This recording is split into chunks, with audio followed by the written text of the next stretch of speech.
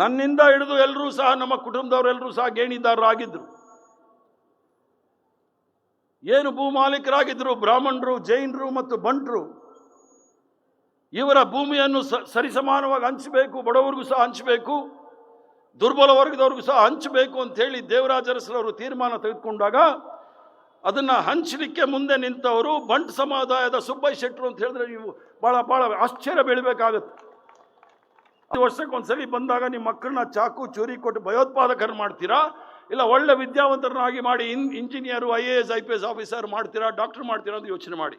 ಅಷ್ಟು ಹೇಳಿ ಪ್ರದೇಶ ಕಾಂಗ್ರೆಸ್ ಕಮಿಟಿಯ ಅಧ್ಯಕ್ಷರು ಮತ್ತು ಶಾಸಕಾಂಗ ಪಕ್ಷದ ನಾಯಕರು ಇಬ್ಬರೂ ಸಹ ಕರಾವಳಿ ಪ್ರದೇಶಕ್ಕೆ 10 ಅಂಶಗಳ ಒಂದು ಇದನ್ನು ಘೋಷಣೆ ಮಾಡ್ತಾ ಇದ್ದೀವಿ. ಇವತ್ತು ಏನಂದ್ರಿ, ನಮ್ಮ ಪರಮೇಶ್ವರ್ ಅವರು ಸಹ ಆ ಪ್ರಣಾಳಿಕೆಯನ್ನು ತಯಾರು ಮಾಡಿ ನಮ್ಮ ಮುಂದೆ ಇಟ್ಟಿದ್ದಾರೆ. ಅದನ್ನು ತಮ್ಮ ಮುಂದೆ ನಾನು ಓದಲಿಕ್ಕೆ ಇಚ್ಛೆ ಬೀಳ್ತೇನೆ. ಇದು 10 ಅಂಶದ ಘೋಷಣೆ. ಮೊದಲನೆಯದು, ಕರಾವಳಿ ಪ್ರದೇಶದ ಅಭಿವೃದ್ಧಿಗಾಗಿ ನಾವು ಮೊದಲನೇ ಆದ್ಯತೆ ಕೊಟ್ಟು ಅದರಲ್ಲಿ ಉದ್ಯೋಗ, ಬಂಡವಾಳ ಹೂಡಿಕೆ, ಟೂರಿಸಂ ಮತ್ತು ಮತ್ತೆ ನಾವೆಲ್ಲರೂ ಸಹ ಅಣ್ಣ ತಮ್ಮಂದರಾಗಿ ಬಾಳ್ತಕ್ಕಂಥ ಕೆಲಸ, ಭಾವೈಕ್ಯತೆಯಿಂದ ಬದುಕ್ತಕ್ಕಂಥ ಕೆಲಸಕ್ಕೆ ಕೋಸ್ಟಲ್ ರೀಜನ್ ಅಂದರೆ ಕರಾವಳಿ ಡೆವಲಪ್ಮೆಂಟ್ ಅಥಾರಿಟಿ ಅಂತ ಮಾಡಿ ಅದಕ್ಕೆ ತಿಂಗಳಿಗೆ ಆ್ಯನ್ಯುವಲ್ ಬಜೆಟ್ ವರ್ಷಕ್ಕೆ 2500 ಕೋಟಿ ರೂಪಾಯಿನ ಅದನ್ನು ಮುಂಗಡವಾಗಿ ಇಡ್ತೀವಿ ಆ ಒಂದು ಕರಾವಳಿ ಡೆವಲಪ್ಮೆಂಟ್ ಅಥಾರಿಟಿಗೆ. ಎರಡನೇದು, ಮಂಗಳೂರನ್ನು ಮಾಹಿತಿ ತಂತ್ರಜ್ಞಾನದ ಮತ್ತೊಂದು ರಾಜಧಾನಿಯಾಗಿ ಅದನ್ನು ನಾವು ಮಂಗಳೂರಲ್ಲಿ ಪ್ರಾರಂಭ ಮಾಡ್ತೀವಿ. ಅದರ ಜೊತೆಗೆ ಗಾರ್ಮೆಂಟ್ ಫ್ಯಾಕ್ಟ್ರಿ, ಯಾಕಂದರೆ ನಮ್ಮ ಬಡ ತಾಯಂದಿರು, ಅಕ್ಕ ತಂಗಿಯರು ಬೀಡಿ ಸುತ್ತಿ ಸುತ್ತಿ ಸುಸ್ತಾಗಿರ್ತಾರೆ. 20 ವರ್ಷ ಬೀಡಿ ಸುತ್ತ ಮೇಲೆ ಅವ್ರಿಗೆ TB ಬರೋ ಸಾಧ್ಯತೆಗಳು ಸಹ ಇದೆ. ಆದ್ದರಿಂದ ಅವ್ರಿಗೆ ಪರ್ಯಾಯವಾಗಿ ಟೆಕ್ಸ್ಟೈಲ್ ಪಾರ್ಕನ್ನು ಅಂದರೆ ಗಾರ್ಮೆಂಟ್ ಇಂಡಸ್ಟ್ರಿ ಹಬ್ಬನ್ನು ಸಹ ನಾವು ಈ ಕರಾವಳಿ ಪ್ರದೇಶದಲ್ಲಿ ಪ್ರಾರಂಭ ಮಾಡ್ತೀವಿ. ಅದು ಭಾಳ ಮುಖ್ಯವಾಗಿ ನಮ್ಮ ತಾಯಂದಿರಿಗೆ, ಅಕ್ಕ ತಂಗಿಯರಿಗೆ ಉದ್ಯೋಗ ಸಿಗಲಿ ಅಂಥೇಳಿ. ಮೂರನೇದು, ನಮ್ಮ ಮಗುವೀರರಿಗೆ, ಭಾಳ ಸಂಕಷ್ಟದಲ್ಲಿರ್ತಕ್ಕಂಥ ಮಗುವೀರರಿಗೆ ಮೊದಲನೇದು 10 ಲಕ್ಷದ ಇನ್ಶೂರೆನ್ಸ್ ಕವರ್ ಮಾಡ್ತಕ್ಕಂಥ ಕೆಲಸವನ್ನು ಮಾಡ್ತೀವಿ. ಎರಡನೇದು, ಬಡ್ಡಿ ರಹಿತ 10 ಲಕ್ಷ 10 ಲಕ್ಷ ಪ್ರತಿಯೊಬ್ಬ ಮೀನುಗಾರರಿಗೆ, ಮಹಿಳೆಗೆ ಎಲ್ರಿಗೂ ಸಹ 10 ಲಕ್ಷ ಮಾಡಿರ್ತೀವಿ. ಮತ್ತು ಬಡ್ಡಿ ರಹಿತ ಸಾಲ ಅನ್ನೋದನ್ನ 1 ಲಕ್ಷ ಸಾಲವನ್ನು ಆ ಒಂದು ಮೀನುಗಾರಿಕೆಯಲ್ಲಿರ್ತಕ್ಕಂಥ ಮನೆ ಯಜಮಾನಿ ಮನೆ ಹೆಣ್ಣುಮಗಳಿಗೆ, ಯಾರು ಮನೆ ನಡೆಸ್ತಾಳೆ ಅವ್ರಿಗೆ 1 ಲಕ್ಷದ ಬಡ್ಡಿ ರಹಿತ ಸಾಲವನ್ನು ಕೊಡ್ತೀವಿ. ಮತ್ತು ಸಬ್ಸಿಡಿ ಏನು 25 ಲಕ್ಷ ಅಂದರೆ ಅದು 25% ಆಫ್ ದ ಕಾಸ್ಟ್. ಅದರನ್ನು ನೀವು ಬೋಟ್ ಖರೀದಿ ಮಾಡಲಿಕ್ಕೆ ಅಥವಾ ಯಾವುದಾದ್ರೂ ತಾಂತ್ರಿಕವಾದ ವಿಚಾರಗಳನ್ನು ಖರೀದಿ ಮಾಡಬೇಕಾದ್ರೆ ಅದಕ್ಕೆ ನಾವು 25 ಲಕ್ಷದ ಸಬ್ಸಿಡಿಯನ್ನು ಸಹ ಕೊಡ್ತೀವಿ. ಮತ್ತು 25% ಆಫ್ ದ ಕಾಸ್ಟ್. ಮತ್ತು ಸಬ್ಸಿಡಿ ಡೀಸೆಲ್ಗೆ ಈಗಿರ್ತಕ್ಕಂಥ 10.71 ಪರ್ ಲೀಟರ್ನ ನಾವು 25 ಪರ್ ಲೀಟರ್ ಅದನ್ನು ನಾವು ಜಾಸ್ತಿ ಮಾಡಿ, ಕ್ವಾಂಟಿಟಿನೂ ಸಹ ಜಾಸ್ತಿ ಮಾಡಿ 300 ಲೀಟರ್ 300ರಿಂದ 500 ಲೀಟರ್ವರೆಗೂ ಪರ್ ಡೇ ಪ್ರತಿದಿನ ಕೊಡ್ತೀವಿ. ಅದಲ್ಲದೆ ಡ್ರೆಡ್ಜಿಂಗ್, ಮಲ್ಪೆ ಫಿಶರೀಸ್ ಇರ್ಬೋದು, ಗಂಗೋಳಿ ಫಿಶರೀಸ್ ಹಾರ್ಬರ್ ಇರ್ಬೋದು, ಮ್ಯಾಂಗ್ಳೂರ್ ಫಿಶರೀಸ್ ಹಾರ್ಬರ್ ಇರ್ಬೋದು, ಇದನ್ನು 6 ತಿಂಗಳ ಒಳಗಡೆ ಡ್ರೆಡ್ಜಿಂಗ್ ಆಫ್ ಮಲ್ಪೆ ಅದನ್ನು ನಾವು ಶುರು ಮಾಡಿ ಈ ಡ್ರೆಡ್ಜಿಂಗ್ ಕಾರ್ಯವನ್ನು ಮಾಡ್ತೀವಿ. ನಾಲ್ಕನೇದು ಏನು, ಅದು ಬಿಲ್ಲವ ಸಮಾಜದವ್ರು ಇರ್ಬೋದು, ನಾಮದಾರಿಗಳಿರ್ಬೋದು, ದೇವರು ಇರ್ಬೋದು, ಈಡಿಗ ಸಮಾಜದವ್ರು ಇರ್ಬೋದು, ಇದು ಸಾರಾಯಿ ಮತ್ತು ಶೇಂದಿ ನಿಷೇಧ ಮಾಡಿದ ನಂತರ ಭಾಳಷ್ಟು ಜನ ನಿರ್ಗತಿಕರಾಗಿ ರಸ್ತೆ ಮೇಲೆ ಬಂದಿರತಕ್ಕಂಥವ್ರಿಗೆ ಪುನರ್ವಸತಿ ಕಲ್ಪಿಸ್ಲಿಕ್ಕೋಸ್ಕರ ಎಲ್ಲವೂ ಸಹ ಶ್ರೀ ನಾರಾಯಣ್ ಗುರು ಡೆವಲಪ್ಮೆಂಟ್ ಬೋರ್ಡ್ ಅಂತ ಮಾಡಿ ವರ್ಷಕ್ಕೆ 250 ಕೋಟಿ ರೂಪಾಯಿ ಕೊಡ್ತೀವಿ, 5 ವರ್ಷಕ್ಕೆ 1250 ಕೋಟಿ ರೂಪಾಯಿನ ನಾವು ಕೊಡ್ತೀವಿ. ಅದೇ ರೀತಿ ಏನು ನಮ್ಮ ಬಂಟ ಸಮುದಾಯ ಇದೆ, ಬಂಟರ ಸಮುದಾಯಕ್ಕೂ ಸಹ ಅವರ ಮಕ್ಕಳ ಅಭಿವೃದ್ಧಿಗಾಗಿ, ಅವರ ಅಭಿವೃದ್ಧಿಗಾಗಿ ವರ್ಷಕ್ಕೆ ಅವ್ರಿಗೂ ಸಹ 250 ಕೋಟಿ, 5 ವರ್ಷಕ್ಕೆ 1250 ಕೋಟಿ ಅವ್ರಿಗೂ ಸಹ ನಾವು ಕೊಡ್ತಕ್ಕಂಥ ವಿಚಾರ. ಮತ್ತು 7ನೇದು, ಈ ಅಲ್ಪಸಂಖ್ಯಾತರಿಗೆ ಸಿದ್ದರಾಮಯ್ಯನವರ ಕಾಲದಲ್ಲಿ 3150 ರೂಪಾಯಿ 3150 ಕೋಟಿ ರೂಪಾಯಿಗಳ ಹಣವನ್ನು ಇಟ್ಕೊಂಡಿದ್ರು ಕೇವಲ ಅಲ್ಪಸಂಖ್ಯಾತರ ಅಭಿವೃದ್ಧಿಗಾಗಿ. ಅದನ್ನು ಭಾರತೀಯ ಜನತಾ ಪಾರ್ಟಿ, ಅದು ಕೇಂದ್ರ ಸರ್ಕಾರದವರು ಇರ್ಬೋದು, ರಾಜ್ಯ ಸರ್ಕಾರದವರು ಇರ್ಬೋದು, ಸಂಪೂರ್ಣವಾಗಿ ಸ್ಥಗಿತಗೊಳಿಸಿದ್ದಾರೆ. ನಾವು ಅದನ್ನು ಸಹ ಪ್ರೀ ಮೆಟ್ರಿಕ್ ಸ್ಕಾಲರ್ಶಿಪ್ ಇರ್ಬೋದು, ಎಲ್ಲವನ್ನು ಸಹ ಸೇರಿಸಿ ಇವರ ಅಭಿವೃದ್ಧಿಗಾಗಿ ಏನು 3150 ಸಿದ್ದರಾಮಯ್ಯನವ್ರ ಕಾಲದಲ್ಲಿತ್ತು, ಅದನ್ನು ಪುನಃ ಪ್ರಾರಂಭ ಮಾಡ್ತೇವೆ. ಅದಲ್ಲದೆ ಈ ಒಂದು ಅಡಿಕೆ ಬೆಳೆಗೆ ಏನು ನಷ್ಟ ಆಗಿದೆ ಮತ್ತು ಅಡಿಕೆ ಬೆಲೆಯ ಹಳದಿ ರೋಗ, ಈ ಎಲ್ಲದಕ್ಕೂ ಸಹ ಪರಿಹಾರ ಸಿಗಲಿ ಅಂಥೇಳಿ 50 ಕೋಟಿ ರೂಪಾಯಿನ ಈ ಒಂದು ಸಮಸ್ಯೆನ ಪರಿಹಾರ ಮಾಡಲಿಕ್ಕೆ ಇಟ್ಟಿದ್ದೀವಿ. ಅದಲ್ಲದೆ ಅದು ಅಧ್ಯಕ್ಷರು ಹೇಳ್ತಾರೆ, ನಮ್ಮ CLP ನಾಯಕರು ಸಹ ಹೇಳ್ತಾರೆ. ಏನು ಅಂತ ಹೇಳಿದ್ರೆ, ರಾಜೀವ್ ಗಾಂಧಿ ಗ್ರಾಮೀಣ ವಿದ್ಯುತ್ ಯೋಜೀಕರಣ ಅಂಥೇಳಿ ಪ್ರತಿಯೊಬ್ಬ ಬಡವನ ಮನೆಯಲ್ಲಿ ಒಂದು ಲೈಟ್ ಇರಲೇಬೇಕು ಉಚಿತವಾಗಿ ಅಂತ ಹೇಳಿ ಅದನ್ನು ಪ್ರಾರಂಭ ಮಾಡಿದ್ವಿ.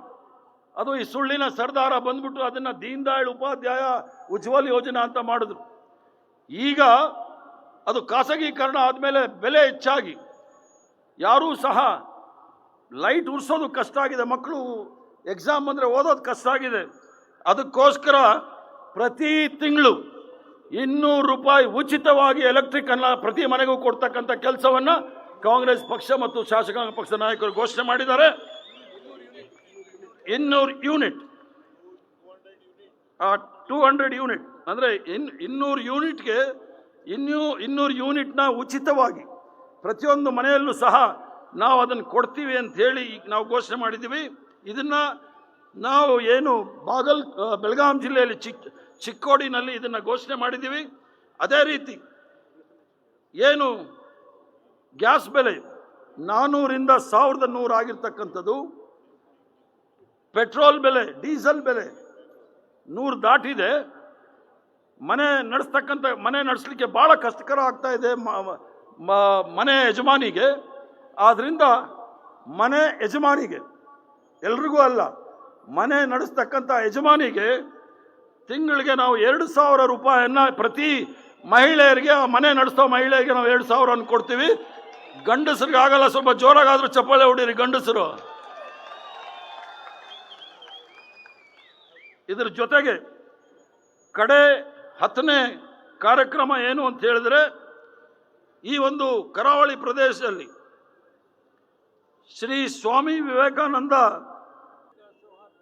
ಅವರ ಹೆಸರಲ್ಲಿ ಕೋಮು ಮತ್ತು ಸಾಮಾಜಿಕ ಸೌಹಾರ್ದತೆಯ ಕಮಿಟಿಯನ್ನು ನಾವು ಪ್ರತಿ ಪಂಚಾಯತಲ್ಲೂ ಸಹ ಮಾಡ್ತಕ್ಕಂಥ ಕಾರ್ಯಕ್ರಮಗಳನ್ನು ಮಾಡಿದ್ದೀವಿ. ಅದಕ್ಕೆ ತಕ್ಕನಾದಂಥ ಅನುದಾನವನ್ನು ಸಹ ಕೊಡ್ತೀವಿ ಅಂಥೇಳಿ ಈ ಒಂದು ತೀರ್ಮಾನವನ್ನು ಕಾಂಗ್ರೆಸ್ ಪಕ್ಷ, ಅದರಲ್ಲೂ ಸಹ ಕರಾವಳಿ ಪ್ರದೇಶದಲ್ಲಿ, ದಕ್ಷಿಣ ಕನ್ನಡದಲ್ಲಿ, ಮಂಗಳೂರಲ್ಲಿ ಇದನ್ನು ಘೋಷಣೆ ಮಾಡ್ತಾ ಇದೆ. ತಾವೆಲ್ಲರೂ ಸಹ ಕರ್ನಾಟಕದಿಂದ ಇದನ್ನು ಸ್ವಾಗತ ಮಾಡಬೇಕು ಅಂತೇಳಿ ಕೇಳ್ಕೊಡ್ತೀನಿ ಚಪ್ಪಾಳೆ ಮೂಲಕ. ಧನ್ಯವಾದಗಳು. ನಮಸ್ಕಾರ. ಜೈ ಹಿಂದ್. ಕರಾವಳಿ ಪ್ರದೇಶದ ಅಭಿವೃದ್ಧಿಗಾಗಿ ಕೆಲವು ಘೋಷಣೆಗಳನ್ನು ನಾವು ಮಾಡಬೇಕು ಅಂಥೇಳಿ ನಿರ್ಧಾರ ಮಾಡಿ 10 ಘೋಷಣೆಗಳನ್ನು ತಮ್ಮ ಮುಂದೆ ನಾನು ಹೇಳಲಿಕ್ಕೆ ಇಚ್ಛೆ ಬೀಳ್ತೇನೆ. ಆ ಘೋಷಣೆ ಮಾಡೋದಕ್ಕಿಂತ ಮೊದಲು ಈ ಒಂದು ಕರಾವಳಿ ಪ್ರದೇಶದಲ್ಲಿ ಆಗಿರ್ತಕ್ಕಂಥ ಘಟನೆಗಳು ಸ್ವಲ್ಪ ಇತಿಹಾಸವನ್ನು ಮೆಲುಕು ಹಾಕಬೇಕಾಗುತ್ತೆ. ಯಾವ ಕರ್ನಾಟಕ ರಾಜಕಾರಣದಲ್ಲಿ ನಿಷ್ಕಳಂಕವಾದ ರಾಜಕಾರಣ ಅಂತ ಮಾಡಿದಂಥ ಜಿಲ್ಲೆಯಲ್ಲಿ ಯಾವ ಮಟ್ಟಕ್ಕೆ ರಾಜಕಾರಣ ಆಗ್ತಾ ಇದೆ ಅನ್ನೋದು ತಾವೆಲ್ಲರೂ ಸಹ ಯೋಚನೆ ಮಾಡಬೇಕಾಗಿದೆ. ಕಾರಣ ಇಷ್ಟೇ, ಒಂದು ಕಾಲದಲ್ಲಿ, ಯಾಕಂದರೆ ಯಾವತ್ತಿಗೂ ಸಹ ದಕ್ಷಿಣ ಕನ್ನಡ ಜಿಲ್ಲೆ ಅಂತ ಹೇಳಿದ್ರೆ ಪರಮೇಶ್ವರ್ ಅವರು ಹೇಳಿದಾಗೆ ಒಂದು ಪ್ರಬುದ್ಧವಾದ ಬುದ್ಧಿವಂತರಿರ್ತಕ್ಕಂಥ ಈ ಒಂದು ಪ್ರದೇಶದಲ್ಲಿ ಯಾವ ಸ್ಥಿತಿಗೆ ಭಾರತೀಯ ಜನತಾ ಪಾರ್ಟಿಯವರು ನಮ್ಮನ್ನು ಕರ್ಕೊಂಡು ಬಂದಿದ್ದಾರೆ ಅಂತ ಹೇಳಿ ತಾವೆಲ್ಲರೂ ಸಹ ಯೋಚನೆ ಮಾಡಬೇಕಾಗಿದೆ. ಚುನಾವಣೆ ಸಂದರ್ಭದಲ್ಲಿ ನಾವೆಲ್ಲರೂ ಸಹ ನಿಮಗೆ ಮತ ಕೇಳಲಿಕ್ಕೆ ಬರ್ತೀವಿ, ತಮ್ಮ ಆಶೀರ್ವಾದವನ್ನು ಕೇಳಲಿಕ್ಕೆ ಬರ್ತೀವಿ. 5 ವರ್ಷಕ್ಕೆ ಒಮ್ಮೆ ಸಂವಿಧಾನದಲ್ಲಿ ಇರ್ತಕ್ಕಂಥ ನಮಗೆ ಇರ್ತಕ್ಕಂಥ ಆಶಯಗಳು, ಇರ್ತಕ್ಕಂಥ ನಮ್ಮ ಹಕ್ಕು, ಅದನ್ನು ಚಲಾಯಿಸಲಿಕ್ಕೆ ಪ್ರಯತ್ನ 5 ವರ್ಷದಲ್ಲಿ ಒಂದ್ಸಲಿ ಮಾಡ್ತೇವೆ. 5 ವರ್ಷದಲ್ಲಿ ತಾವು ಸರ್ಕಾರವನ್ನು ಆಯ್ಕೆ ಮಾಡುವಾಗ ತಾವು ಯೋಚನೆ ಮಾಡಿ ತಮ್ಮ ಮತವನ್ನು ಚಲಾಯಿಸ್ತೀರ. ಇದು ಬಹಳ ಅಮೂಲ್ಯವಾದ ಮತ, ಇದು ಬಹಳ ಅಮೂಲ್ಯವಾದ ಹಕ್ಕು, ಇದೊಂದು ಪವಿತ್ರವಾದ ಕರ್ತವ್ಯ ಅಂತ ತಿಳ್ಕೊಂಡು ತಾವು ಮತ ಚಲಾವಣೆ ಮಾಡ್ತೀರಿ. ಅದರಲ್ಲೂ ಸಹ ದಕ್ಷಿಣ ಕನ್ನಡದವರು ಮತ ಚಲಾವಣೆ ಮಾಡುವಾಗ ಸುಮಾರು ಒಂದು 20 ವರ್ಷಗಳ ಕೆಳಗಡೆವರೆಗೂ ಸಹ ಸುದೀರ್ಘವಾಗಿ ಅಭಿವೃದ್ಧಿ ಪರ ಮತ ಚಲಾವಣೆ ಮಾಡ್ಕೊಂಡು ಬಂದ್ರಿ. ದೇವರಾಜ ಅರಸರವರು ಹಿಂದುಳಿದ ವರ್ಗದ ಬಹುದೊಡ್ಡ ನಾಯಕರು. ಅವರ ಹೆಸರಲ್ಲಿ ನಾವು ಬಹಳಷ್ಟು ಜನ ಹಿಂದುಳಿದ ವರ್ಗದ ಕಾರ್ಯಕರ್ತರು ಕಾಂಗ್ರೆಸ್ ಪಕ್ಷದಲ್ಲಿ ಬೆಳೆದಿದ್ದೀವಿ. ದೇವರಾಜ ಅರಸರವರು ಮತ್ತು ನಿಮ್ಮ ಕರಾವಳಿ ಜಿಲ್ಲೆಯಲ್ಲಿ ಶ್ರೀಮಾನ್ ಸುಬ್ಬಾಯಿ ಶೆಟ್ಟರು ಭೂ ಸುಧಾರಣಾ ಕಾನೂನು ಮಂತ್ರಿ ಆಗಿದ್ದರು. ಜನಾರ್ದನ್ ಪೂಜಾರಿ ಅವರು ಆಗ 77ರಲ್ಲಿ ಲೋಕಸಭಾ ಸದಸ್ಯರಾಗಿ ಕೂಡ ಆಯ್ಕೆ ಆದರು. ಆ ಸಂದರ್ಭದಲ್ಲಿ ದೇವರಾಜ ಅರಸರವರು ಭೂ ಸುಧಾರಣೆ ಕಾನೂನನ್ನು ತಂದರು. ಭೂ ಸುಧಾರಣೆ ಕಾನೂನು ತಂದ ಸಂದರ್ಭದಲ್ಲಿ ಆ ಒಂದು ಜಮೀನು ಬಹುತೇಕ ಹಿಂದುಳಿದ ವರ್ಗದವರು ಎಲ್ಲರೂ ಸಹ ಗೇಣಿದಾರರಾಗಿದ್ದರು. ನನ್ನಿಂದ ಹಿಡಿದು ಎಲ್ಲರೂ ಸಹ ನಮ್ಮ ಕುಟುಂಬದವರೆಲ್ಲರೂ ಸಹ ಗೇಣಿದಾರರಾಗಿದ್ದರು. ಏನು ಭೂ ಮಾಲೀಕರಾಗಿದ್ದರು ಬ್ರಾಹ್ಮಣರು, ಜೈನರು ಮತ್ತು ಬಂಟರು. ಇವರ ಭೂಮಿಯನ್ನು ಸರಿಸಮಾನವಾಗಿ ಹಂಚಬೇಕು, ಬಡವರಿಗೂ ಸಹ ಹಂಚಬೇಕು, ದುರ್ಬಲ ವರ್ಗದವ್ರಿಗೂ ಸಹ ಹಂಚಬೇಕು ಅಂತ ಹೇಳಿ ದೇವರಾಜ ಅರಸರವರು ತೀರ್ಮಾನ ತೆಗೆದುಕೊಂಡಾಗ ಅದನ್ನು ಹಂಚಲಿಕ್ಕೆ ಮುಂದೆ ನಿಂತವರು ಬಂಟ್ ಸಮುದಾಯದ ಸುಬ್ಬಾಯಿ ಶೆಟ್ಟರು ಅಂತ ಹೇಳಿದ್ರೆ ನೀವು ಬಹಳ ಆಶ್ಚರ್ಯ ಬೀಳಬೇಕಾಗತ್ತೆ. ಅವರು ಸಹ ನಮ್ಮ ಜನಾರ್ದನ್ ಪೂಜಾರಿ ಅವ್ರ ಥರ ಯಾವತ್ತೂ ಸಹ ಒಂದೇ ಒಂದು ಕಳಂಕ ರಹಿತ ರಾಜಕಾರಣಿ ಅಂತ ಇದ್ದ ಸುಬ್ಬಾಯಿ ಶೆಟ್ಟರು. ಅವ್ರ PA ನೋಡಿದ್ರೆ ಅವತ್ತು 3 ಪೀಸ್ ಸೂಟಲ್ಲಿ ಇರೋರು, ಅವರು ಮಾತ್ರ ಧೋತಿ ಕುರ್ತಾದಲ್ಲೇ ಇದ್ದರು. ಸರಳ ಜೀವನವನ್ನು ಮಾಡಿ ಇಡೀ ಕರ್ನಾಟಕ ರಾಜ್ಯದಲ್ಲಿ ಏನಾದರೂ ಇಡೀ ರಾಷ್ಟ್ರದ ಇತಿಹಾಸವನ್ನು ನೋಡಿದಾಗ ಅತಿ ಹೆಚ್ಚಿನ ಭೂ ಸುಧಾರಣೆ ಕಾನೂನು ಮತ್ತು ಜಮೀನನ್ನು ಬೇರೆಯವ್ರಿಗೆ ಹಂಚಿದ ಪ್ರಸಂಗಗಳಿದ್ದರೆ ಅದು ಕರ್ನಾಟಕ ರಾಜ್ಯ. ಅದರಲ್ಲೂ ಹೆಚ್ಚಿನ ಸಂಖ್ಯೆಯಲ್ಲಿ ಸುಮಾರು 4 ಲಕ್ಷದ ಮೇಲೆ ಜನಗಳಿಗೆ ಅನುಕೂಲ ಆಗಿರ್ತಕ್ಕಂಥದ್ದು ಕರಾವಳಿ ಪ್ರದೇಶದಲ್ಲಿ. ಹಾಗಾಗಬೇಕಾಗಿದ್ರೆ ಏನು ಈಗ ನಡೀತಾ ಇದೆ, ರಕ್ತದ ಕೋಡಿ ಹರಿತಾ ಇದೆ ಕರಾವಳಿ ಪ್ರದೇಶದಲ್ಲಿ. ಆಗ ಭೂಮಿ ಕಳ್ಕೊಂಡಿರೋರು ಮಾಡ್ಬೋದಿತ್ತು, ಗದ್ದಲ ದೊಂಬಿ ಎಲ್ಲ ಮಾಡ್ಬೋದಿತ್ತು. ಆದರೆ ಲೀವ್ ಅಂಡ್ ಲೆಟ್ ಲೀವ್ ಅನ್ನೋ ಒಂದು ಪದ ಇದೆ. ನಾವು ಬದುಕಬೇಕು, ಬೇರೆಯವ್ರನ್ನೂ ಸಹ ಬದುಕಲಿಕ್ಕೆ ಬಿಡಬೇಕು ಅಂತ ಹೇಳಿ ಮಹಾನ್ ಉದ್ದೇಶದಿಂದ ಬ್ರಾಹ್ಮಣರು, ಬಂಟರು ಮತ್ತು ಜೈನರು ಎಲ್ಲ ಬಡವರಿಗೂ ಸಹ ಭೂಮಿ ಹಂಚಿದ್ರು. ರಕ್ತರಹಿತ ಕ್ರಾಂತಿ ಆಗಿನ ಕಾಲದಲ್ಲಿ ದೇವರಾಜ ಅರಸರವರು ಸುಬ್ಬಯ್ಯನವರು ಮಾಡಿದ್ರು. ತದನಂತರ ಯಾರು ಗೇಣಿದಾರರಾಗಿದ್ರು ಅವರು ಮಾಲೀಕರಾದ ನಂತರ 30-40 ವರ್ಷಗಳಾಗೋಯ್ತು. ಯಾವ ಸ್ಥಿತಿಗೆ ನಾವು ತಲುಪಿದ್ದೀವಿ? ಯಾವ ಗೇಣಿದಾರ ಭೂಮಾಲೀಕ ಆದಮೇಲೆ ಶೈಕ್ಷಣಿಕವಾಗಿ, ಸಾಮಾಜಿಕವಾಗಿ ಅವರ ಕುಟುಂಬವನ್ನು, ಮಕ್ಕಳನ್ನು ಮೇಲೆ ತರಬೇಕಾಗಿತ್ತು. ಯಾವ ಕಾರಣಕ್ಕೋಸ್ಕರ ಅವರ ಮಕ್ಕಳೇ ಹಣೆಗೆ ಕುಂಕುಮ ತಿಲಕ ಇಟ್ಕೊಂಡು ಯಾವುದೋ ಧರ್ಮವನ್ನು ಕಾಪಾಡ್ತೀವಿ ಅಂತ ಹೇಳಿ ಧರ್ಮದ ಅಮಲ್ನಲ್ಲಿರ್ತಕ್ಕಂಥದ್ದು ನೋಡಿದಾಗ ಯಾವ ಸ್ಥಿತಿಗೆ ಈ ಜಿಲ್ಲೆ ಬಂದಿದೆ ಅಂತ ಯೋಚನೆ ಮಾಡಬೇಕು. ಬೇರೆಯವರ ಜಮೀನನ್ನು ತಮಗೆ ಕೊಟ್ಟಾಗ ಇಲ್ಲೇನು ಸಹ ಗೊಂದಲಗಳಾಗಲಿಲ್ಲ, ಅನ್ಯೋನ್ಯವಾಗಿ ಬಾಳಿದ್ರು. ಬಂಟರು, ಬ್ರಾಹ್ಮಣರು, ಜೈನರು ಎಲ್ಲರೂ ಸಹ ಬೇರೆ ಬೇರೆ ಉದ್ಯೋಗಗಳನ್ನು ಅರಸಿ ಜೀವನವನ್ನು ನಡೆಸಲಿಕ್ಕೆ ಮಾಡಿದ್ರು. ಅದೇ ರೀತಿ ಹಿಂದುಳಿದ ವರ್ಗದವರು ಸಹ ಮಾಡೋ ಸಂದರ್ಭ ಅವ್ರಿಗೆ ಬಂದು ಒದಗಿದಾಗಲೂ ಸಹ ಇವರು ಯಾವುದೇ ಕಾರ್ಯಕ್ರಮಗಳು ಹಮ್ಮಿಕೊಳ್ಳದೆ ಅವ್ರನ್ನ ತಪ್ಪು ದಾರಿಗೆ ಸಂಪೂರ್ಣವಾಗಿ ಧರ್ಮದ ಅಮಲ್ನಲ್ಲಿ ತಳ್ಳಿ 83ನೇ ಇಸ್ವಿನಲ್ಲಿ ಸುಮಾರು 18 ಕ್ಷೇತ್ರಗಳಲ್ಲಿ ಈ ಭಾಗದಲ್ಲಿ ಭಾರತೀಯ ಜನತಾ ಪಾರ್ಟಿ ಗೆಲ್ತು. 5 ವರ್ಷದಲ್ಲಿ ಒಂದ್ಸಲಿ ಸರ್ಕಾರವನ್ನು ಆಯ್ಕೆ ಮಾಡಿದಾಗ ತಾವು ತಮ್ಮ ಜಿಲ್ಲೆಗೆ, ತಮ್ಮ ತಾಲೂಕಿಗೆ, ತಮ್ಮ ರಾಜ್ಯಕ್ಕೆ ಯಾವ ರೀತಿಯ ಕಾರ್ಯಕ್ರಮಗಳನ್ನು ನೀವು ಕೊಡ್ತೀರಾ ಅನ್ನೋದು ಬಹಳ ಮುಖ್ಯ. ತಾವು ಮತ ಚಲಾವಣೆ ಮಾಡುವಾಗ ಈ ಮತ ಚಲಾವಣೆ ಮಾಡಿದ ಮೇಲೆ ಬಂದ ಸರ್ಕಾರ ಮಕ್ಕಳಿಗೆ ಯಾವ ರೀತಿಯ ಶಿಕ್ಷಣವನ್ನು ಕೊಡ್ತಾರೆ, ಎಲ್ಲರಿಗೂ ಸಹ ಯಾವ ರೀತಿಯ ಆರೋಗ್ಯ ಸೌಲಭ್ಯಗಳನ್ನು ಒದಗಿಸ್ಕೊಡ್ತಾರೆ, ಯಾವ ರೀತಿಯಲ್ಲಿ ನಮಗೆ ಸಾರಿಗೆ ವ್ಯವಸ್ಥೆಯನ್ನು ಮಾಡಿಕೊಡ್ತಾರೆ, ಕುಡಿಯುವ ನೀರು, ಬೆಳಕು ಎಲ್ಲ ಯಾವ ರೀತಿ ಕೊಡ್ತಾರೆ ಅಂತ ಹೇಳಿ ಯೋಚನೆ ಮಾಡಿ ಸರ್ಕಾರಗಳು ಕಾರ್ಯಕ್ರಮಗಳು ಹಮ್ಮಿಕೊಂಡು ಬಂತು. ಪಂಡಿತ್ ಜವಾಹರ್ಲಾಲ್ ನೆಹರೂರವರು ಮೊದಲನೇ ಪ್ರಧಾನಮಂತ್ರಿಗಳಾದಾಗ 5 ವರ್ಷಕ್ಕೆ ನಾವು ಇಂಥ ಕೆಲಸ ಮಾಡ್ತೀವಿ ಅಂತ ಹೇಳಿ ಪಂಚವಾರ್ಷಿಕ ಯೋಜನೆಯ ಮೂಲಕ ಕಾರ್ಯಕ್ರಮಗಳನ್ನು ತಂದುಕೊಟ್ರು. ಆಗ ಬಹಳಷ್ಟು ಜನ ಹೇಳಿದ್ರು, ಇಷ್ಟೊಂದು ಹಣ, ಅಣೆಕಟ್ಟು, ಕಾರ್ಖಾನೆಗಳು, IIT, IIM ಇದಕ್ಕೆಲ್ಲ ಬಂಡವಾಳ ಹೂಡ್ತಾ ಇದ್ದೀರಲ್ಲ, ಇದರಿಂದ ಹೊಟ್ಟೆ ತುಂಬುತ್ತಾ ಅಂತ ಹೇಳಿ ಹಂತವಾಗಿ ಹೇಳಿದ್ರು ಪಂಡಿತ್ ಜವಾಹರ್ಲಾಲ್ ನೆಹರೂರವರು. ಸಂಪೂರ್ಣವಾಗಿ ಬಡ ರಾಷ್ಟ್ರ ಆಗಿದ್ದಂಥ ಈ ದೇಶದಲ್ಲಿ ಶೈಕ್ಷಣಿಕವಾಗಿ, ಸಾಮಾಜಿಕವಾಗಿ ಎಲ್ಲರನ್ನೂ ಸಹ ಸದೃಢವಾಗಿ ಮಾಡಬೇಕು ಅಂತೇಳಿ ಬಕ್ರಾ ನಂಗಲ್ಲಿಂದ ಹಿಡಿದು ತುಂಗಭದ್ರಾ ನದಿ ಡ್ಯಾಮ್ವರೆಗೂ ಸಹ ದೇಶದಲ್ಲಿ ಸುಮಾರು 5100 ಅಣೆಕಟ್ಟುಗಳನ್ನು ಕಾಂಗ್ರೆಸ್ ಪಕ್ಷದ ನಾಯಕತ್ವದಲ್ಲಿ ಆಡಳಿತದ ಸಂದರ್ಭದಲ್ಲಿ ಮಾಡಿರ್ತಕ್ಕಂಥದ್ದು ಎಲ್ಲ ಉದಾಹರಣೆ ತಮ್ಮ ಮುಂದೆ ಇದೆ. ಭಾರತೀಯ ಜನತಾ ಪಾರ್ಟಿಯವರು ಈ ರಾಷ್ಟ್ರದ ಪ್ರಧಾನಮಂತ್ರಿ ಆವಾಗ ಬಂದು ಭಾಷಣ ಬಿಡ್ತಾರೆ. 8-9 ವರ್ಷ ಆಯಿತು, ಯಾವುದಾದ್ರೂ ಒಂದೇ ಒಂದು ಅಣೆಕಟ್ಟಿಗೆ ಶಂಕುಸ್ಥಾಪನೆ ಮಾಡಿದಾರ ಅಂತ ಕೇಳಿ ನೋಡಿ.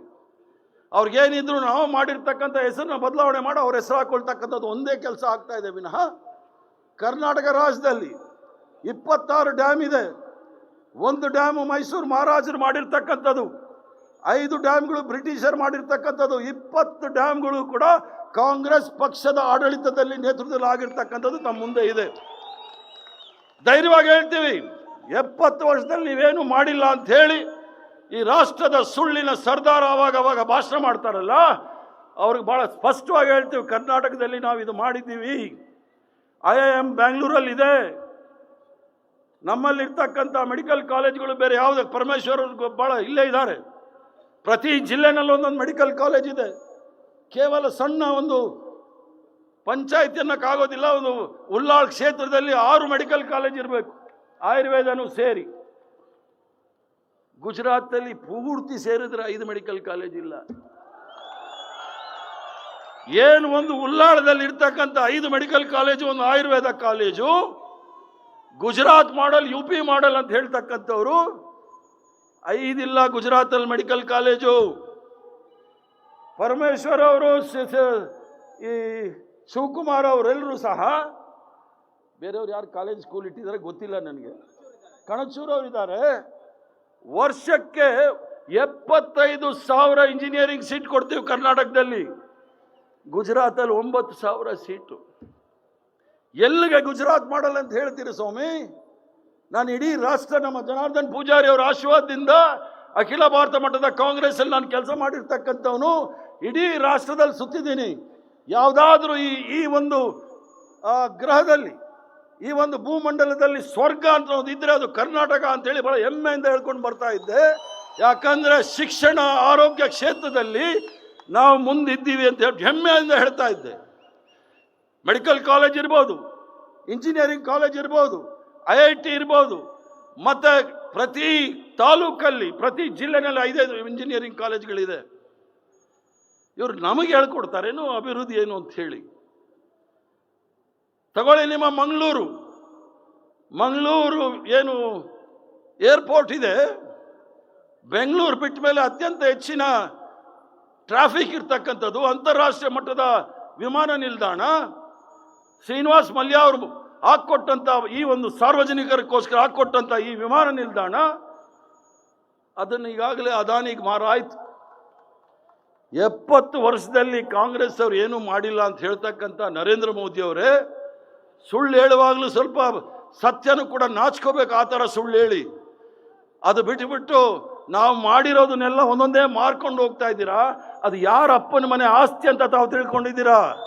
ಜನರು ಬೆವರು ರಕ್ತ ಸುರಿಸಿ ಈ ರಾಷ್ಟ್ರದ ಖಜಾನೆಯನ್ನ ತುಂಬಿರ್ತಕ್ಕಂಥವ್ರು, ಈ ರಾಷ್ಟ್ರವನ್ನು ಕಟ್ಟಿರ್ತಕ್ಕಂಥವ್ರು. ನಾವು 5 ವರ್ಷಕ್ಕೆ ಕಾರ್ಯಕ್ರಮವನ್ನು ಕೊಟ್ಟಿದ್ದೀವಿ. 5 ವರ್ಷದಲ್ಲಿ ಇದು ಮಾಡ್ತೀವಿ ಅಂತ ಹೇಳ್ತೀವಿ. ಸಿದ್ದರಾಮಯ್ಯನವರು ಮುಖ್ಯಮಂತ್ರಿ ಇದ್ದಾಗಲೂ ನಾನು 5 ವರ್ಷದಲ್ಲಿ ಇದು ಮಾಡ್ತೀನಿ ಅಂತ ಹೇಳಿ ಅದನ್ನು ಮಾಡಿದ್ದಾರೆ. ಈಗಲೂ ಶಿವಕುಮಾರ್ ಅವರು ಅಧ್ಯಕ್ಷರಾಗಿದ್ದಾರೆ. ನಾವು ಇದೆಲ್ಲ ಕಾರ್ಯಕ್ರಮನ ಅನುಷ್ಠಾನಕ್ಕೆ ತರ್ತೀವಿ ಅಂತ ಹೇಳ್ತೀವಿ 5 ವರ್ಷದಲ್ಲಿ. ನರೇಂದ್ರ ಮೋದಿ ಅವ್ರ ಥರ ಅಮೃತ್ ಕಾಲ್ 25 ವರ್ಷದಲ್ಲಿ ನಾವು ಮಾಡ್ತೀವಿ ಅಂತೇಳಿ ಯಾರು ಬದುಕಿರ್ತಾರೆ? ಅವರೇ ಬದುಕಿರ್ತಾರಂತ ಮೊದಲು ಕೇಳಬೇಕು. 25 ವರ್ಷದಲ್ಲಿ ಮಾಡ್ತೀವಿ ಅಂತೇಳಿ ಯಾರೋ ಶಾಸಕದವ್ರು ಹೇಳ್ತಾರೆ ನೋಡಿ. ಸಣ್ಣ 18ನೇ ವಯಸ್ಸಿಗೆ ನಾವು ಯಾರಿಗಾದ್ರೂ ಕೈ ತೋರ್ಸಕ್ಕೆ ಹೋದ್ರೆ ನಿಂಗೆ ಒಳ್ಳೆ ಜಾಗದಲ್ಲಿ ಒಳ್ಳೆ ಹುಡುಗಿ ಸಿಗ್ತಾಳೆ, ಭಾಳ ಹಣವಂತರು ಅಂತೇಳಿ ಅಷ್ಟೇ ಅವ್ನು ಸಂತೋಷವಾಗಿ ಹೋಗ್ತಾ ಇರ್ತಾನೆ, ಇನ್ನೇನು ಬಿಡ ಕೆಲಸ ಮಾಡೋದೇ ಬೇಡ ಅಂತ. ಆ ಪರಿಸ್ಥಿತಿ ನರೇಂದ್ರ ಈ ದೇಶದ ಪ್ರಧಾನಮಂತ್ರಿ ಮಾಡ್ತಾ ಇದ್ದಾರೆ. ಬರುವಾಗ ಭಾಳ ಭಾಷಣ ಚೆನ್ನಾಗಿ ಮಾಡ್ತಾರೆ. ನಮ್ಮ ಸುರ್ಜೇವಾಲಾ ಅವ್ರು ಹೇಳಿದಾಗೆ ಅದರಲ್ಲಿ ಏನು ಕೇಳೋದೇ ಬೇಕಾಗಿಲ್ಲ. ಈಗ ಮೊನ್ನೆ ಹುಬ್ಳಿನೋ ಗುಲ್ಬರ್ಗಾಗೋ ಬಂದ್ಬಿಟ್ಟು 25 ವರ್ಷದಲ್ಲಿ ನಾವು ಮಾಡ್ತೀವಿ, ಈಗ ನಾವು ಅಮೃತ್ ಕಾಲಲ್ಲಿ ಇದ್ದೀವಿ ಅಂತ ಹೇಳಿ. ಯಾಕಂದ್ರೆ ಹಿಂದಿ ಪಿಕ್ಚರ್ ಡೈಲಾಗ್ ಭಾಳ ಜೋರಾಗಿರುತ್ತೆ. ಅಮೃತ್ ಕಾಲ್ ಅಂತ ಹೇಳಿದ್ದಾರೆ. ಅವ್ರು ಹೇಳೋ ಸಂದರ್ಭದಲ್ಲಿ ರಾವ್ ಕಾಲದಲ್ಲಿ ಹೇಳಿದ್ದಾರೆ ಅಂತ ಅವ್ರಿಗೆ ಗೊತ್ತಿಲ್ಲ. ರಾವ್ ಕಾಲದಲ್ಲಿ ಇರ್ತಕ್ಕಂಥವ್ರು ಇವರೆಲ್ಲ. ಅಮೃತ್ ಕಾಲು ಇಲ್ಲ, ರಾವ್ ಕಾಲು ಇಲ್ಲ. ಕಷ್ಟ ಬಿದ್ದು ದುಡಿದ್ರೆ ಈ ರಾಜ್ಯ ಮತ್ತು ದೇಶ ಉದ್ಧಾರ ಆಗುತ್ತೆ. ಆದ್ರಿಂದ ದಕ್ಷಿಣ ಕನ್ನಡಕ್ಕೆ ಬಂದಾಗ ಯಾವ ಜಿಲ್ಲೆ ಸ್ವಾಭಿಮಾನದಿಂದ ಮೆರಿತಾ ಇದ್ದಂಥ ಜಿಲ್ಲೆ, ಕಲೆ ಸಾಹಿತ್ಯ, ಅದನ್ನು ಹೇಳ್ತಾ ಇದ್ರೆ ಎಷ್ಟೊತ್ತಾದ್ರೂ ಸಹ ಭಾಷಣ ಮಾಡ್ಬೋದು. ಅದನ್ನು ಯಾವ ಮಟ್ಟಕ್ಕೆ ತಂದಿದ್ದಾರೆ ಅಂತ ಯೋಚನೆ ಮಾಡಬೇಕಾಗುತ್ತೆ ತಾವು. ನಾವಂತೂ ಕರ್ನಾಟಕದ ಯಾವುದೇ ಕಾಂಗ್ರೆಸ್ ಪಕ್ಷದ ನಾಯಕತ್ವ ತಗೊಳ್ಳಿ 1952ನೇ ಇಸ್ವಿಯಿಂದ ಯಾವತ್ತೂ ಸಹ ಯಾರೂ ಸಹ ಅಡ್ಡದಾರಿ ಹಿಡಿದು ಬೇರೆ ಮಾತಾಡಿರಲಿಲ್ಲ. ಜನಾರ್ದನ್ ಪೂಜಾರಿ ಅವರು ವಿತ್ತ ಮಂತ್ರಿಗಳಾಗಿದ್ದಾಗ ಲೋನ್ ಮೇಳ, ಸಾಲ ಮೇಳ ಮಾಡಿದಾಗ ಬ್ಯಾಂಕ್ಗಳಲ್ಲೆಲ್ಲ ಗುಡಿಸಲು ಹಾಕೊಂಡಿರ್ತಕ್ಕಂಥವ್ರು ಬಟ್ಟೆ ಹರಿದಿರೋ ಬಟ್ಟೆ ಹಾಕೊಂಡಿರ್ತಕ್ಕಂಥ ಕ್ಯೂ ನಿಲ್ತಾ ಇದ್ರು. ನಮ್ಗೆ ಹೇಳೋರು, ಏನು ನೀವು ಜನಗಳ ದುಡ್ಡೆಲ್ಲ ಖಾಲಿ ಮಾಡಿಬಿಡ್ತೀರಾ ಅಂತ. ನಾವು ಜನಾರ್ದನ್ ಪೂಜಾರಿ ಏನಪ್ಪ ಮಾಡ್ತಾ ಇದ್ದಾರೆ ಅಂದರೆ, ಆ ಬಡವರು ಯಾವ ಸೌಕಾರನೂ ಅಷ್ಟು ಸಿಸ್ಟಮ್ಯಾಟಿಕ್ ಆಗಿ ನಿಯತ್ತಾಗಿ ಅದು ಸಾಲ ವಾಪಸ್ ಕೊಡ್ತಾ ಇರಲಿಲ್ಲ. ಆ ಬ್ಯಾಂಕ್ ಮ್ಯಾನೇಜರ್ ಕೇಳ್ತಾ ಇದ್ದೆ, ಹೆಂಗ್ರಿ ನೀವು ಅವ್ರಿಗೆ ಏನೇ ಆಧಾರ ಇಲ್ಲದೆ ಲೋನ್ ಕೊಡ್ತಾ ಇಲ್ಲ ಸರ್, ಅವ್ರ ಆಧಾರ ಅವ್ರ ಬಡತನನೇ, ಎಲ್ಲರೂ ಸಹ ತಿಂಗಳು ಆಗೋಕ್ಕಿಂತ ಮೊದಲೇ ಬಂದು ಅವ್ರ ಹಣ ವಾಪಸ್ ಕಟ್ತಾರೆ ಅಂಥೇಳಿ. ಆದರೆ ನರೇಂದ್ರ ಮೋದಿ ಅವರೇ, ನೀವು ಪ್ರಧಾನಮಂತ್ರಿ ಆದಮೇಲೆ 10 ಲಕ್ಷ ಕೋಟಿ ರೂಪಾಯಿ ನಿಮ್ಮ ಸ್ನೇಹಿತರಿಗೆಲ್ಲ ಸಾಲ ಮನ್ನಾ ಮಾಡಿದ್ದೀರಲ್ಲ, ಅದು ಯಾರ ಮನೆ ದುಡ್ಡು ಅಂತ ನೀವು ಮಾಡಿದ್ದೀರಿ? ಬಡವ್ರಿಗೆ ಕೊಡಕ್ಕೆ ನಿಮ್ಗೇನು ಕಷ್ಟ? ಏನು ಪರಮೇಶ್ವರ ಹೇಳಿದ್ರು, ಯಾರೋ ಸದ್ಗುರು ಅಂತ ಹೇಳಿದ್ರು, ಯಾಕೋ ಪೂರ್ತಿ ಹೆಸರು ಹೇಳಿಲ್ಲ, ಜಗ್ಗಿ ವಾಸುದೇವ ಅಂತೆ. ಜಗ್ಗಿ ವಾಸುದೇವ 100 ಕೋಟಿ ಕರ್ನಾಟಕಕ್ಕೆ ಏನಾದರೂ ಮಾಡಿದ್ರೆ ಅವ್ರಿಗೆ 100 ಕೋಟಿ ಕೊಡಿ ಅಥವಾ 1000 ಕೋಟಿ ಕೊಡಿ. ಕರ್ನಾಟಕಕ್ಕೆ ಏನೂ ಮಾಡಿಲ್ಲ ಅಂಥವ್ರು ನೀವು 100 ಕೋಟಿ ಕೊಡ್ತೀರಾ?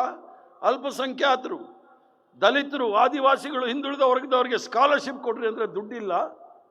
ಅದಕ್ಕೆ ಬೇಕಾಗಿರೋದು 4 ಕೋಟಿ ರೂಪಾಯಿ, ಅದಕ್ಕೂ ದುಡ್ಡಿಲ್ಲ. ಇಂಥ ಪರಿಸ್ಥಿತಿನಲ್ಲಿ ಈ ಒಂದು ಕರ್ನಾಟಕ ರಾಜ್ಯವನ್ನು ತಳ್ಳಿರ್ತಕ್ಕಂಥದ್ದು ಭಾರತೀಯ ಜನತಾ ಪಾರ್ಟಿಯವರು. ಶಿವಕುಮಾರ್ ಅವರು ನಮ್ಮ ಅಧ್ಯಕ್ಷರು ಭಾಷಣ ಮಾಡುವಾಗ ಹೇಳ್ತಾರೆ, ಏನೇನು ಮಾಡ್ತೀನಿ, ಮಾಡೋಕ್ಕಾಗೋದಿಲ್ಲ ಅಂತ. ಮತ್ತೊಬ್ಬ ಅಧ್ಯಕ್ಷ, ಸರ್ಕಾರ ನಡೆಸ್ತಾ ಇರ್ತಕ್ಕಂಥ ಪಕ್ಷ, ನೀವೆಲ್ಲ ಸೇರಿ MP ಮಾಡಿದ್ದೀರಿ, ನಳಿನ್ ಕುಮಾರ್ ಕಟೀಲ್. ಕಟೀಲ್ ಹೆಸರು ಹೇಳ್ಬಾರ್ದು ಅಂತ ಇದ್ದಾರೆ ರಮಣಾತ್ರ ಅವರು. ಕರೆಕ್ಟ್, ದೇವಸ್ಥಾನಕ್ಕೆ ನಾವು ಅವಮಾನ ಮಾಡೋಕ್ಕಾಗೋದಿಲ್ಲ. ನಳಿನ್ ಕುಮಾರ್ ಭಾರತೀಯ ಜನತಾ ಪಾರ್ಟಿ ಅಧ್ಯಕ್ಷರು. ಅವ್ರ ಕೈಯಲ್ಲಿ ಏನೂ ಇಲ್ಲ. ಅವ್ರೇನಿದ್ರು ಇಲ್ಲಿ ಕಲ್ಲಡಕದ ಸೂತ್ರಧಾರರ ಕೈಯಲ್ಲಿ ಪಾತ್ರಧಾರ ಆಗಿರ್ತಕ್ಕಂಥವ್ರು. ಅವ್ರ ಕೈಯಲ್ಲಿ ಬೇರೆ ಏನೂ ಆಗೋದಿಲ್ಲ. ಅವ್ರೇನು ಕಲ್ಲಡಕದ ಸೂತ್ರಧಾರ ಹೇಳ್ತಾರೆ ಅದನ್ನು ಮಾತ್ರ ಕೇಳಬೇಕು. ಅವರು ಅದನ್ನು ಕೇಳಲಿಲ್ಲ ಅಂದ್ರೆ ಮನೆಗೆ ಹೋಗ್ತಾರೆ.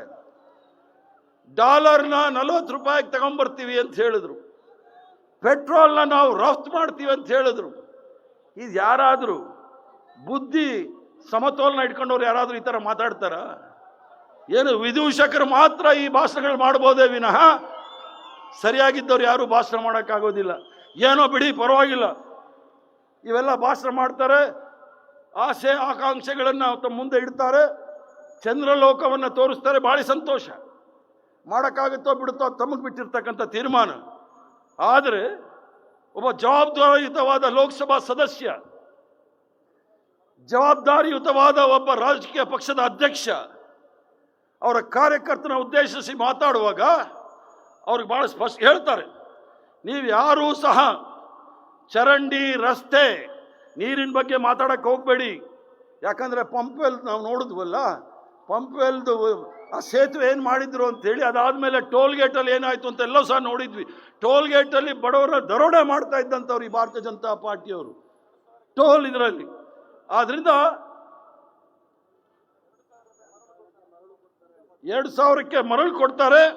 ಆದ್ರಿಂದ ಎಲ್ಲ ಮಾಡ್ತಾ ಇದ್ದಿದ್ದ ಕೆಲಸ ಇವರು ಇವತ್ತು ಮಕ್ಕಳಿಗೆ ಹೇಳ್ತಾ ಇದ್ದಾರೆ ಲವ್ ಜಿಹಾದ್, ಇದನ್ನು ಮಾಡಿ ಅಂತ ಹೇಳಿ.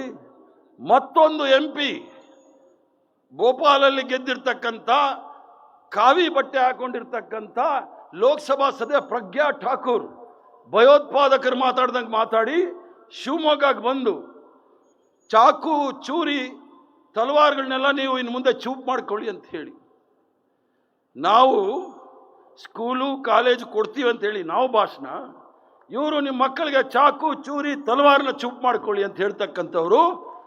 ಯೋಚನೆ ಮಾಡಿ, ನೀವು ಯೋಚನೆ ಮಾಡಬೇಕಾಗಿರ್ತಕ್ಕಂಥದ್ದು. ನಾನು ನನ್ನ ಪ್ರಣಾಳಿಕೆ ಹೋಗೋಕ್ಕಿಂತ ಮೊದಲು ಇದು ಹೇಳಿ ನಾನು ಮುಗಿಸ್ತೇನೆ. ನಿಮ್ಮ ಭವಿಷ್ಯ ನಿಮ್ಮ ಕೈಯಲ್ಲಿದೆ. ನಿಮ್ಮ ಮಕ್ಕಳನ್ನ ಚಾಕು, ಚೂರಿ, ತಲವಾರು ಕೊಟ್ಬಿಟ್ಟು ಭಯೋತ್ಪಾದಕರನ್ನು ಮಾಡಬೇಕಾ? ಅಥವಾ ಏನು ಹಿಂದಿನ ಕಾಲದಲ್ಲಿ ದಕ್ಷಿಣ ಕನ್ನಡ ಜಿಲ್ಲಾ ಅಂದರೆ PUC ಫಲಿತಾಂಶಗಳು ಬಂದಾಗ ಮೊದಲನೇ ಸ್ಥಾನದಲ್ಲಿ ಇರ್ತಾ ಇದ್ದ ಅಂತ ಅವರು ಮಕ್ಕಳ ಕೈಯಲ್ಲಿ ಪೆನ್ನು, ಪೇಪರ್ ಕೊಡ್ತೀರಾ ಅಂತ ಯೋಚನೆ ಮಾಡಿ. ಅದು ನಿಮ್ಮ ಕೈಯಲ್ಲಿದೆ. 5 ವರ್ಷಕ್ಕೆ ಒಂದ್ಸಲಿ ಬಂದಾಗ ನಿಮ್ಮ ಮಕ್ಕಳನ್ನ ಚಾಕು, ಚೂರಿ ಕೊಟ್ಟು ಭಯೋತ್ಪಾದಕರನ್ನು ಮಾಡ್ತೀರಾ, ಇಲ್ಲ ಒಳ್ಳೆ ವಿದ್ಯಾವಂತರನ್ನಾಗಿ ಮಾಡಿ ಇಂಜಿನಿಯರು, IAS IPS ಆಫೀಸರ್ ಮಾಡ್ತೀರಾ, ಡಾಕ್ಟರ್ ಮಾಡ್ತೀರಾ ಅಂತ ಯೋಚನೆ ಮಾಡಿ. ಅಷ್ಟು ಹೇಳಿ, ಪ್ರದೇಶ ಕಾಂಗ್ರೆಸ್ ಕಮಿಟಿಯ ಅಧ್ಯಕ್ಷರು ಮತ್ತು ಶಾಸಕಾಂಗ ಪಕ್ಷದ ನಾಯಕರು ಇಬ್ಬರೂ ಸಹ ಕರಾವಳಿ ಪ್ರದೇಶಕ್ಕೆ 10 ಅಂಶಗಳ ಒಂದು ಇದನ್ನು ಘೋಷಣೆ ಮಾಡ್ತಾ ಇದ್ದೀವಿ ಇವತ್ತು. ಏನಂದ್ರಿ? ನಮ್ಮ ಪರಮೇಶ್ವರ್ ಅವರು ಸಹ ಆ ಪ್ರಣಾಳಿಕೆಯನ್ನು ತಯಾರು ಮಾಡಿ ನಮ್ಮ ಮುಂದೆ ಇಟ್ಟಿದ್ದಾರೆ. ಅದನ್ನು ತಮ್ಮ ಮುಂದೆ ನಾನು ಓದಲಿಕ್ಕೆ ಇಚ್ಛೆ ಬೀಳ್ತೇನೆ. ಇದು 10 ಅಂಶದ ಘೋಷಣೆ. ಮೊದಲನೆಯದು, ಕರಾವಳಿ ಪ್ರದೇಶದ ಅಭಿವೃದ್ಧಿಗಾಗಿ ನಾವು ಮೊದಲನೇ ಆದ್ಯತೆ ಕೊಟ್ಟು ಅದರಲ್ಲಿ ಉದ್ಯೋಗ, ಬಂಡವಾಳ ಹೂಡಿಕೆ, ಟೂರಿಸಂ ಮತ್ತು ಮತ್ತೆ ನಾವೆಲ್ಲರೂ ಸಹ ಅಣ್ಣ ತಮ್ಮಂದರಾಗಿ ಬಾಳ್ತಕ್ಕಂಥ ಕೆಲಸ, ಭಾವೈಕ್ಯತೆಯಿಂದ ಬದುಕ್ತಕ್ಕಂಥ ಕೆಲಸಕ್ಕೆ ಕೋಸ್ಟಲ್ ರೀಜನ್ ಅಂದರೆ ಕರಾವಳಿ ಡೆವಲಪ್ಮೆಂಟ್ ಅಥಾರಿಟಿ ಅಂತ ಮಾಡಿ ಅದಕ್ಕೆ ತಿಂಗಳಿಗೆ ಆ್ಯನ್ಯುವಲ್ ಬಜೆಟ್ ವರ್ಷಕ್ಕೆ 2500 ಕೋಟಿ ರೂಪಾಯಿನ ಅದನ್ನು ಮುಂಗಡವಾಗಿ ಇಡ್ತೀವಿ ಆ ಒಂದು ಕರಾವಳಿ ಡೆವಲಪ್ಮೆಂಟ್ ಅಥಾರಿಟಿಗೆ. ಎರಡನೇದು, ಮಂಗಳೂರನ್ನು ಮಾಹಿತಿ ತಂತ್ರಜ್ಞಾನದ ಮತ್ತೊಂದು ರಾಜಧಾನಿಯಾಗಿ ಅದನ್ನು ನಾವು ಮಂಗಳೂರಲ್ಲಿ ಪ್ರಾರಂಭ ಮಾಡ್ತೀವಿ. ಅದರ ಜೊತೆಗೆ ಗಾರ್ಮೆಂಟ್ ಫ್ಯಾಕ್ಟ್ರಿ, ಯಾಕಂದರೆ ನಮ್ಮ ಬಡ ತಾಯಂದಿರು, ಅಕ್ಕ ತಂಗಿಯರು ಬೀಡಿ ಸುತ್ತಿ ಸುಸ್ತಾಗಿರ್ತಾರೆ.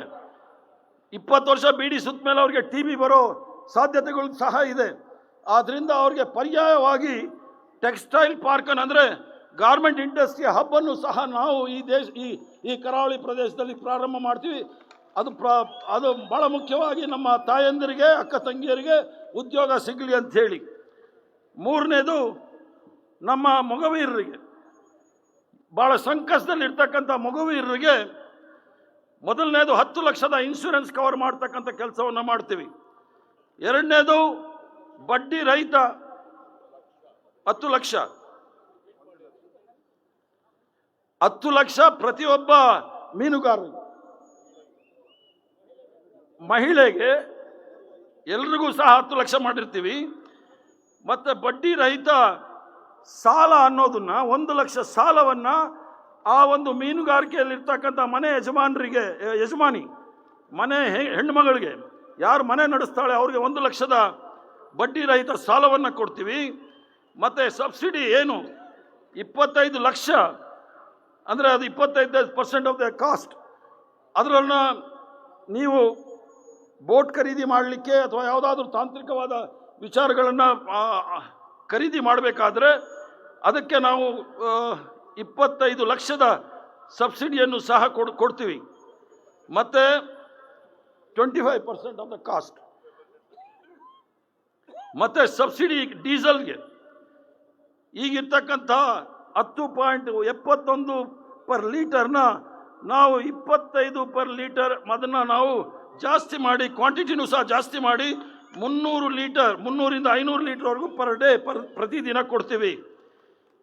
ಅದಲ್ಲದೆ ಡ್ರೆಡ್ಜಿಂಗ್, ಮಲ್ಪೆ ಫಿಶರೀಸ್ ಇರ್ಬೋದು, ಗಂಗೊಳ್ಳಿ ಫಿಶರೀಸ್ ಹಾರ್ಬರ್ ಇರ್ಬೋದು, ಮ್ಯಾಂಗ್ಳೂರ್ ಫಿಶರೀಸ್ ಹಾರ್ಬರ್ ಇರ್ಬೋದು, ಇದನ್ನು 6 ತಿಂಗಳ ಒಳಗಡೆ ಡ್ರೆಡ್ಜಿಂಗ್ ಆಫ್ ಮಲ್ಪೆ ಅದನ್ನು ನಾವು ಶುರು ಮಾಡಿ ಈ ಡ್ರೆಡ್ಜಿಂಗ್ ಕಾರ್ಯವನ್ನು ಮಾಡ್ತೀವಿ.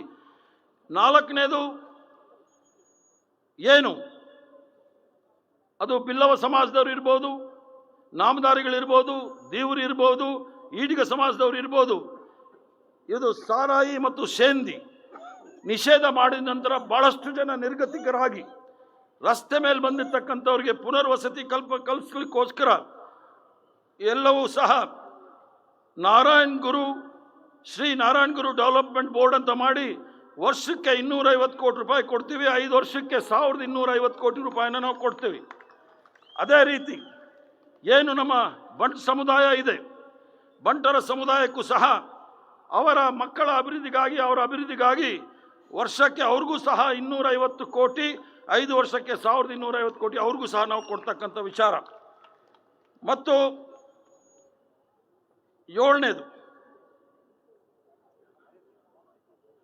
ಈ